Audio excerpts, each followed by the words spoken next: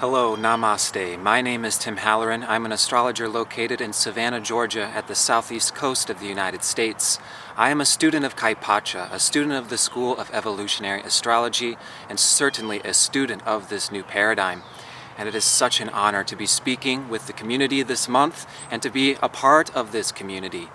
And I will be speaking to you all today about a long-term transit of Pluto moving through Capricorn from 2008 until 2023. Because personally, what I like to do is connect what is going on in my mundane, everyday, short-term life and connect it to the long-term evolutionary movements of the collective and of this whole world, because I believe this gives us a deeper sense of purpose that we can integrate into and form a bridge with our everyday mundane life. Now, this is all my personal opinion. This is all coming from one unique perspective. So, of course, we have to take everything I say with a grain of salt and take what you will and leave the rest. However, because we are talking about long-term collective transits, I think many of us can relate and empathize with what we are going to be talking about today. Because I'm actually going to be focusing on the polarity between this Capricorn transit and the sign opposite to Capricorn, which is Cancer. So we're actually going to be focusing on the Pluto polarity point, which is the evolutionary intent and the purpose behind this transit through Capricorn. So Pluto in transit is transformation. Pluto itself is this white-hot nuclear fusion reactor of transmutation and change, of death and regeneration. And Pluto gets this very intense, heavyweight position, particularly in evolutionary astrology. So although it is the smallest planet, by no means is it the most lightweight. We are talking about a very heavy-duty, karmic, Lord of the underworld, Lord of our unconscious, ruling over our evolutionary movements, which happen through redundant experiences. So Pluto is much like the tumbler, and we get put into this tumbler and we get refined, tumbled around until we become a smoothly polished gem and we evolve into our highest human potential. So what I hope to impart through speaking with you today is the means to make Pluto more of our friend rather than this scary, tumultuous, kind of apocalyptic type of energy that it very much gets a reputation for being.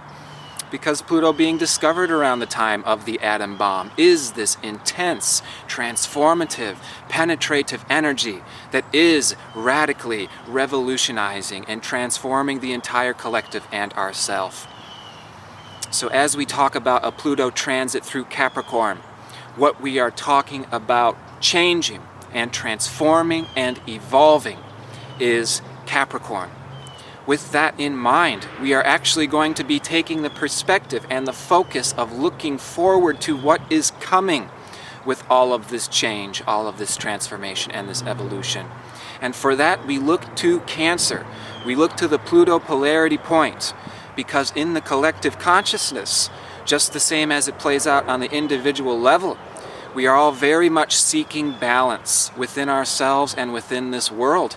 And this is very much the means of healing and uplifting ourselves through finding balance, through integrating the parts of ourselves that have become lost, that have become oppressed, that have become forgotten, and calling them back into ourselves to become integrated holistically in one uniform being. So just as we can use astrology to do this on the individual level through the natal chart, we can also do this in the collective world through understanding what disbalance has occurred in our own collective history and where we should be pushing in order to correct this balance and achieve healing in this world. So we are talking about a fundamental polarity here. And I'd like to first remind us all that when we're talking about a fundamental polarity, especially when we're dealing with collective history and collective consciousness, this does not have to do with us on the individual level. So, when we talk about Capricorn and we're referring to patriarchal, masculine energy, authoritative powers and structures, this does not mean if you have a Capricorn sun, you are a patriarch. Similarly, if you are a Cancer Sun, it does not mean you are a matriarch. We are talking about fundamental energy that exists within everything and ourselves. So with that in mind, this Capricorn-Cancer polarity is the polarity of security. Capricorn is outward security, structural security, form, authority, rules, and regulations that are established on the outside. Cancer, opposedly, is inner security, inner environment, security from within, and soft nurturance and acceptance of intimate relationships and our family members. Now, when we start to talk about human history and we see the world around us, it becomes fairly obvious as we start to become aware of ourselves and how things actually are in reality, which is important to mention that Pluto represents this part of our experience in reality as well, because Pluto represents the total unconsciousness of our being, which means that Pluto is partly how we become aware of how things actually are, which is not necessarily fun at this particular point in time, because we become aware of this world being much more disbalanced than we say have been taught or conditioned early on in this life. Because we come into this world and we get conditioned by a patriarchal society that has been unbalanced for thousands and thousands of years, to the point where it is unconsciously embedded within ourselves and unconsciously embedded within the collective consciousness that this is simply how it is. So, there is this conditioning that most of us re-experience in this life that is very Capricorn-centric. We get taught to focus on exterior security. We normally have one or two authoritative parents that teach us how to survive and put emphasis on our survival. And then, of course, we go through the school systems where we get trained that our most important purpose is to hold a career in order to make enough money, to gather enough external resources to survive. And this is what we are conditioned by, and this Pluto transit through Capricorn is changing this. Changing these cultural conditions, changing these governmental structures, these educational structures that are deeply embedded. So, most of us are aware of the process of awakening in this life. The first step that we go through is we realize that the world we have been conditioned by is not exactly perfect and just and right. There is a severe misbalance that we are talking about here. And if we are observant and inquisitive and we study human history and we see where this disbalance has taken place and its roots, it becomes evident that there has been gradually over time this patriarchal emphasis on masculine energy.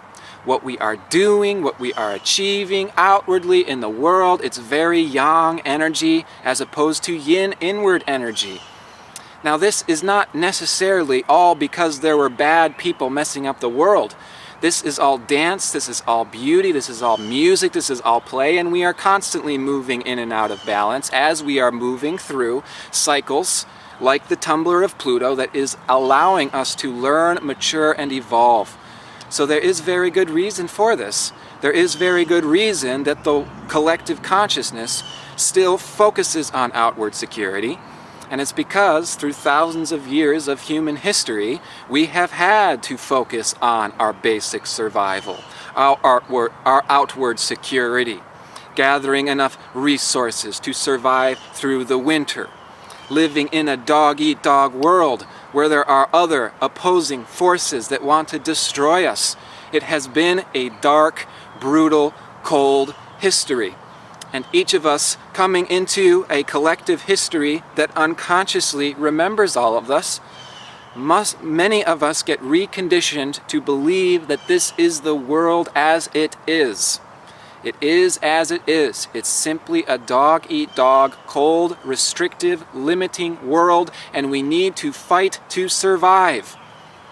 Therefore, we get conditioned to close ourselves down internally, to become rather cold and brittle and focus on our survival, which results in severe insecurity. This disbalance of the Cancer Capricorn polarity results in severe insecurity. And we have focused so much on getting external structures, fighting against nature, fighting against the laws of universal truth in order to create structures to protect ourselves from opposing forces, that we have lost perspective of how it truly is in its essence, how we naturally are, and how we naturally are when things are in balance. And when things are in balance, the world and ourselves automatically and naturally and effortlessly become a beacon of love and expression and beauty. So how do we get back to this natural place of love and beauty and expression? This is the new paradigm that we're all yearning for. This is the means to heal ourselves and the world. It's extremely important this time, especially this 15-year transit, to be intentionally focusing and practicing on Cancer. Because Cancer has been the energy that has been forgotten, left to the side, suppressed, and taught that it was less important than Capricorn. And this can play out in so many innumerable ways in our society on the individual level.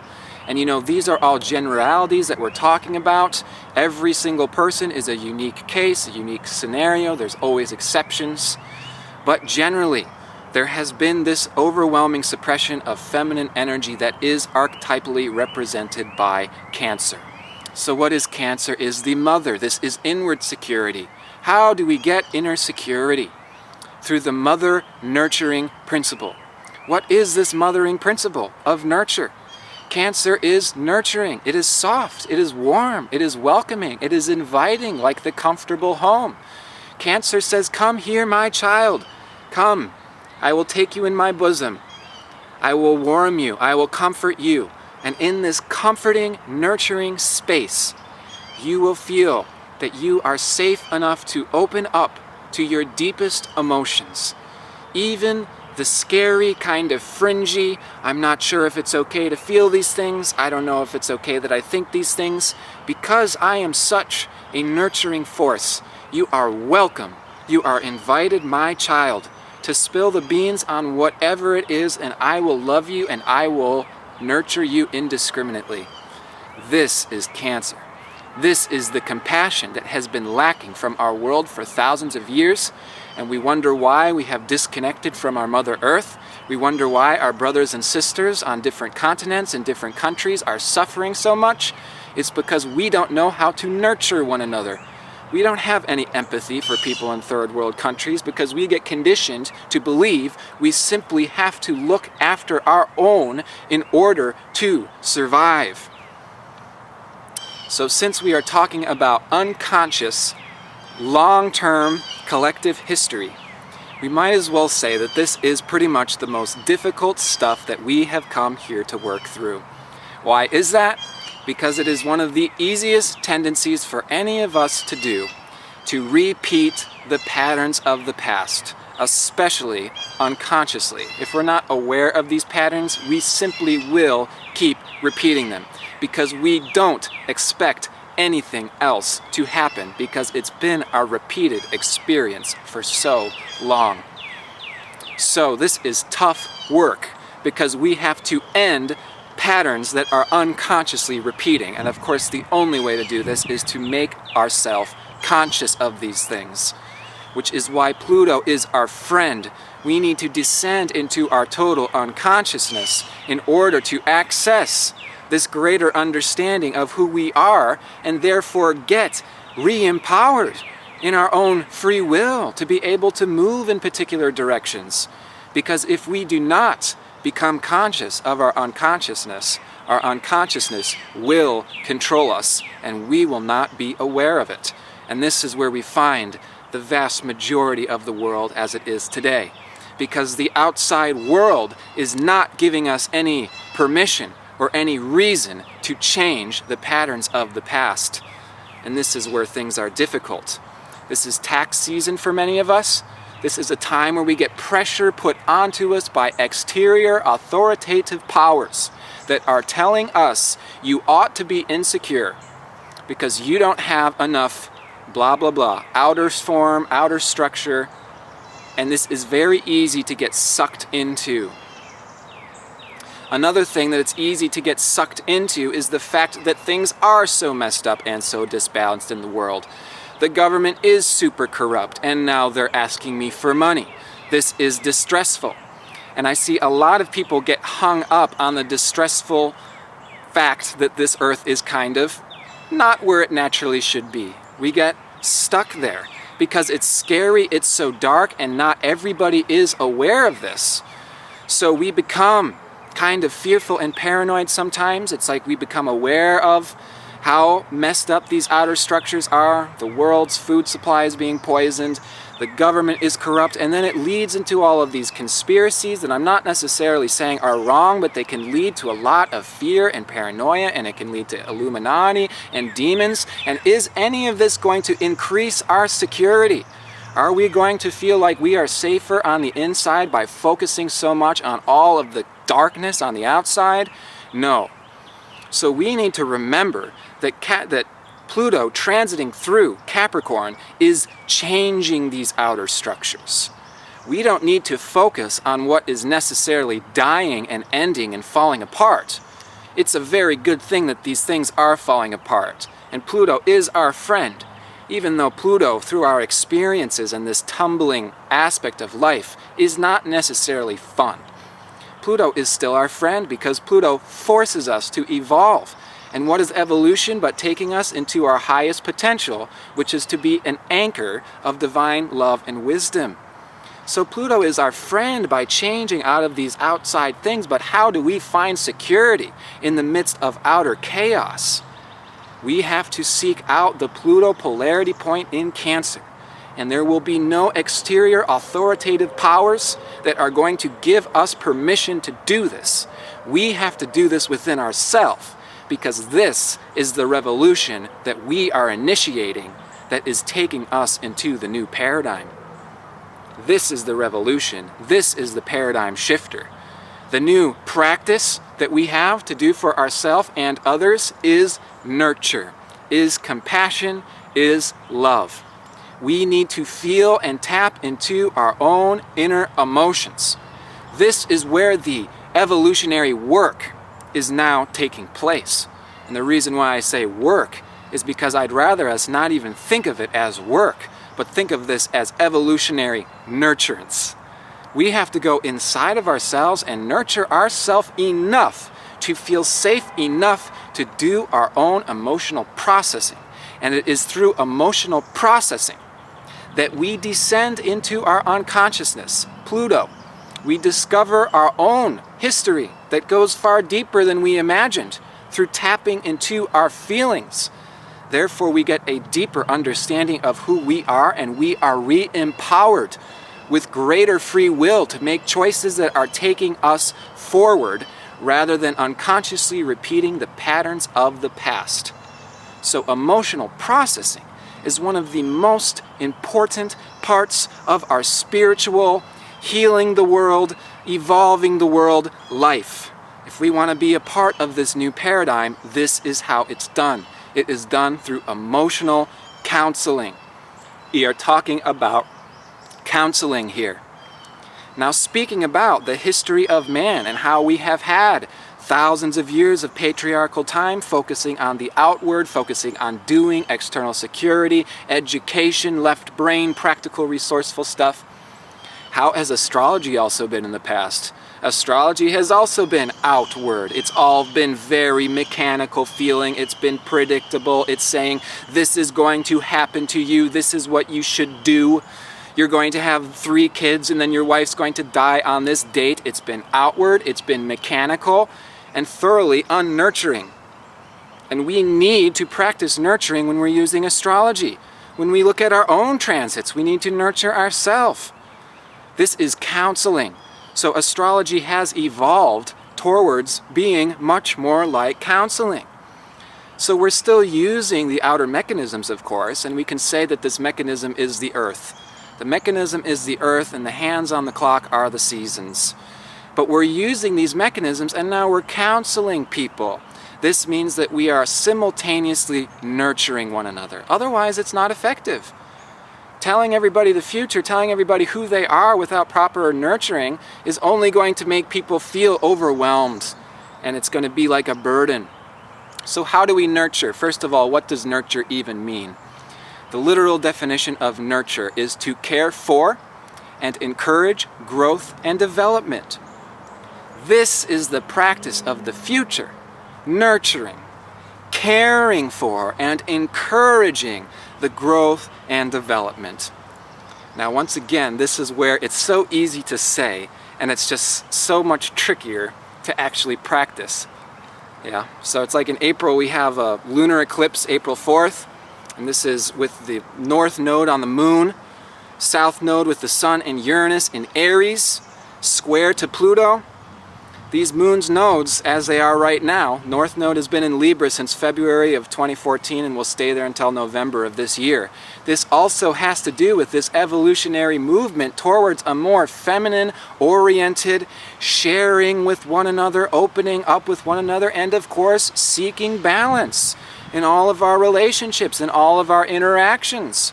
And because this is a lunar eclipse square to this Pluto, this can be bringing up all of these emotions. And it can be very, very difficult to actually put this into practice, which is why I'm calling this a practice.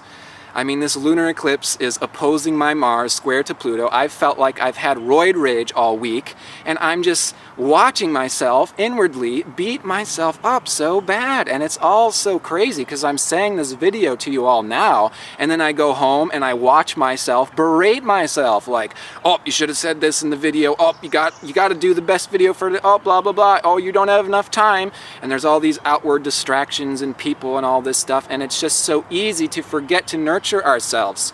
Now, when we become overwhelmed by outward stress, Capricorn, in today's world, which is an extremely easy thing to do, what is it so easy to do? To forget to nurture ourselves. We say, oh, I don't have time. I have so many things to attend to. I'm going to do an all-nighter tonight. You know, this is what we are trained to do. Because this is how we survive. This is how we get success, when it fundamentally only guarantees a breakdown after a certain amount of time.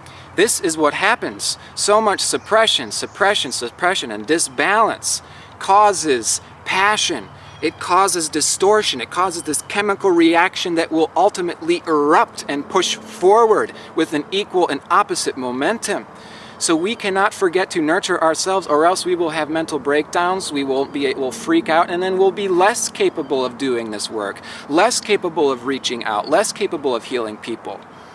Many very compassionate, nurturing people, I notice how much they are constantly outwardly taking care of everybody else but themselves, because they have been conditioned to believe that this is the correct way to successfully be, say, a spiritual or healing, uplifting person. However, we cannot uplift or nurture other people if we cannot uplift or nurture ourselves. So how do we do this? How can we actually put this into practice and make it a practice? And I'm saying it's a practice because we have to practice it. We have to recondition this part of our collective consciousness. So how do we do this? Is through the nurturing dynamic, which I like to see as the mother-inner child dynamic. And as we know, Cancer gets associated with mother, and Leo oftentimes gets associated with the child.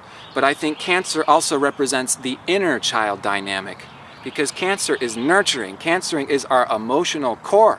And when we are nurturing our own inner emotional core, this is called nurturing our inner child. And I see this as being one of the most important practices of our day and age, and it's super easy to say and another thing to do. Because for many of us, it's just so crazy how much we inwardly berate our own inner child, because we don't see ourselves as innocent anymore. We see ourselves as grown up. Therefore, we were conditioned to feel we are responsible for taking care of other people. We have to self-sacrifice. We have to work. And it becomes mechanical. It becomes cold. And it becomes prison-like. And this world becomes like hell. Because it's like a giant prison. Everybody is working in prison, trying to survive, because nobody is nurturing their own inner child. Now, what child wants to be born into a prison world and then taught, you need to grow up, you need to get a job, and you need to make enough money to survive? Who wants to be born into this world? And yet this happens to pretty much all of us. So we need to recondition this part of ourselves, which means we have to go back to our own inner child. And this is a very effective form of self-counsel and self-nurturing, which can heal and tap into our emotions, tap into our unconscious nature, and be very liberating. Very liberating. We need to go back in time, go back to that inner child and speak to that child. So for example, my name's Tim. I call my inner child Timothy because this is what I was called as an inner child, as a child. So I say, you know what, Timothy? It's all going to be okay. This is just a really crazy lunar eclipse that's bringing up all your ancient emotions.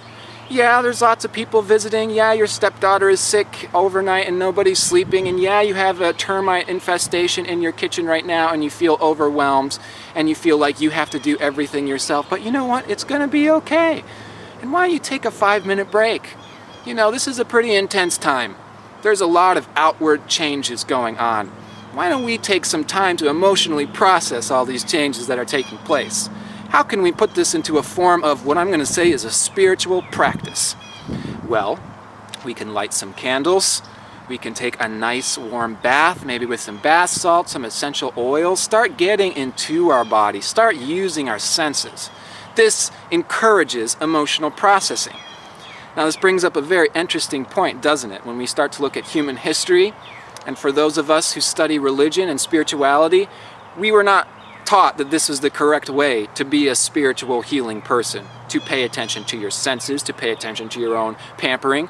This would easily be labeled as selfish and distracting you from your mission, from your duty, from your work. Because we all know if we're serious religionists in this world and we take our religion seriously, Capricorn, seriously, I gotta do the work to guarantee my success, to get to that place in heaven. And how was this done in the past and is still being done? You go off to the monastery, you take a vow of celibacy, you take a vow of silence, you separate yourself from all emotional intimacy, and you meditate, and you try to leave your body. Leave your body, leave your senses, leave your emotions behind, escape from this earth and try to access some heavenly plane. And there's nothing wrong with meditation in any of these ideologies or something until it becomes extremely problematic because we are escaping the world that we're living in. Why do you think the world is going to crap right now? Because everybody who has seriously been trying to healing and spiritually uplift this world has been trained to believe we do this by escaping. But this is no means to do emotional processing. I think when we're actually meditating, this is for the purpose of getting into our body. Let's get into our senses. Let's feel everything. Let's slow down. And this gives us the space and the security to do inner emotional processing, which is the work, the nurturance, that is taking us forward into the new paradigm. This is how we heal ourselves and liberate ourselves enough to be so re-empowered we can start reaching out to other people and influencing other people and this world in a positive way. It starts with ourself, and it starts with our own taking care of ourself. Let's take care of our own inner child. Let's not berate ourselves all the time like, oh, you're going to be a good person today because you're going to not indulge, you're going to fast, you're going to do things hard, you're going to do things cold, and then you can pat yourself on the back because you're so serious about what you're doing. And what ultimately happens is we become cold, lifeless, and prison-like, and then we're utterly incapable of helping anybody. So we need to love ourselves. This is a practice. We need to talk to our own inner child and say, you know what, it is okay. I love you. And you know what, what's happened in the past was not right. We don't need to keep repeating the past. Here's the other thing. Emotional processing means we accept and we embrace all of our emotions. And I see many people in this New Age movement being very excited by the age of Aquarius and this and that, and we want to get to this futuristic, blissful world without doing emotional processing. Emotional processing means we have emotions that are not always pleasant. Emotional processing means that our demons are no longer on the outside, they're on the inside. Many of us are getting to the point where we realize that we do have outward security. Despite what the authorities are telling us, if we're watching this video, chances are we have a secure immediate environment that people aren't breaking into and trying to slaughter us. We have food, we have water. Good. This is what we need to check off the first thing of the list to be a vessel of healing and love. You can survive. Your body is being taken care of. You have a structural environment. You have food, shelter, water. Now we move on to the second part of the checklist, which is to do our inner emotional processing, which is where most of the work is happening these days. So it's extremely important that we acknowledge all our emotions and not run away from them. This is another way that we berate our own inner child. Oh, no, no, no. Don't feel angry. Don't feel guilty. Don't feel sad or shameful. You should only feel blissful and happy all the time because you're a spiritual person. This is berating our own inner child. This is berating our own authenticity and our innocence. We have these emotions for very good reason. We're angry, we're shameful, we're guilty, we're jealous for very good reason. But if we push these things away and say, uh-oh, that's bad to feel those things, but only to feel these things is okay, that's just another form of escapism. And that's not going to allow us to do Pluto, which means that we're not being authentic or sincere with who we actually are because we haven't even discovered who we are yet. We discover who we are by doing our inner emotional processing that allows us to descend into our unconsciousness, which reveals our greater, truer nature.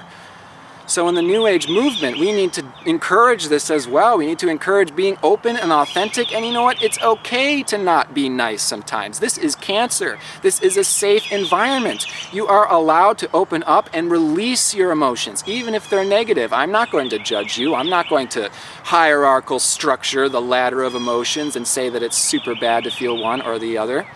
This is how we move into the future. This is how we create the new paradigm. And we're not going to skip into the age of Aquarius until we do this. If we skipped into the age of Aquarius without doing our emotional processing, we would quickly destroy this entire Earth. Many of us are familiar with the story of Atlantis. That was a very similar type of situation where there was a very male-dominant, outward-focused, left-brain, practical, rational type of understanding, and they got really advanced, a whole bunch of technology, and they didn't have nurturance.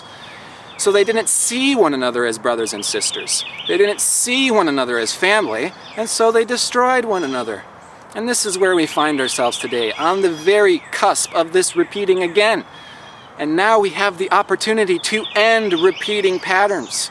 Now we have the opportunity to say, you know what, we need a little bit more intimacy and emotional openness and love. Let's get personal. Like astrology can be very far out and it's all dates and this is happening in this time frame and stuff. And it's like, let's bring it back down to the personal level.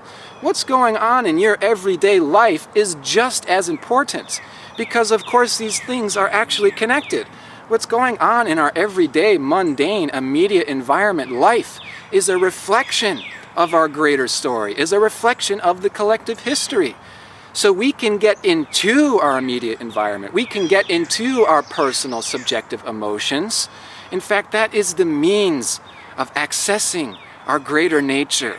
And then we can actually move forward in a balanced way, restore balance between the feminine and the masculine so we can access a place of natural, effortless, automatic love, compassion, and healing. And it's not work. It becomes much easier from here on out if we can move in this direction. If we can understand that we are brothers and sisters working together because we all want the same thing, which is to feel intimate and warm and close to one another, this ends competition. This ends this dog-eat-dog nonsense that the world is not actually this way, but we have been trained to believe that it is. So men and women alike, we need to exemplify this nurturance. We need to pioneer and lead the new way. We need to communicate our emotions. We need to open up with one another. The North Node is in Libra for most of this year. This is seeking balance in relationships. That means speaking and listening. That means caring for others and not just becoming overly excited about what's going on for us. This means working communally. This means working collaboratively. April 14th, Venus will move into Gemini. This is a wonderful opportunity for us to express and communicate our emotions, to communicate with one another, to group together and network with one another. Let's be each other's counselors. Let's take care of one another so we rely less and less on these already established outer structures that are crumbling. And we can start forming structures that are much more natural and much more caring. So we can actually feel safe living in this world. We can actually feel like our neighbors and their neighbors and their neighbors are our family members and aren't going to come and attack us. We can trust the inherent human nature, but in order to get there, we have to lead through example. So let us embody the mother and the inner child, and we can practice this by seeing all men as our father, all women as our mother, or all as our children, sons or daughters. This is a means for accessing this deeper, more intimate, loving way to relate with other people. And once we can do that, then we will be so much reassured and re-empowered, having a safe place to emotionally process, that we will come out totally re-empowered, totally alivened, and we will be the leaders of the new way and the new paradigm. So again, my name is Tim Halloran. I'm an astrologer in Savannah, Georgia. My website is rasalilahealing.com. Rasa means beauty and aesthetic, Lila means dance and divine play, and I see everything that happens in life as beautiful divine play. So, irrelevant of how outward experiences can make us feel and how this tumultuous outer world seems to appear, on our deepest inward level as souls, we are eternally enjoying this telling and this portrayal of love. So let's get back into it. Let's go within ourselves. Let's reconnect with our eternal nature. Let's be re-empowered, and let's re-encourage, counsel, and care for one another into the future. And I'm wishing all the best for you and your beloveds. Namaste.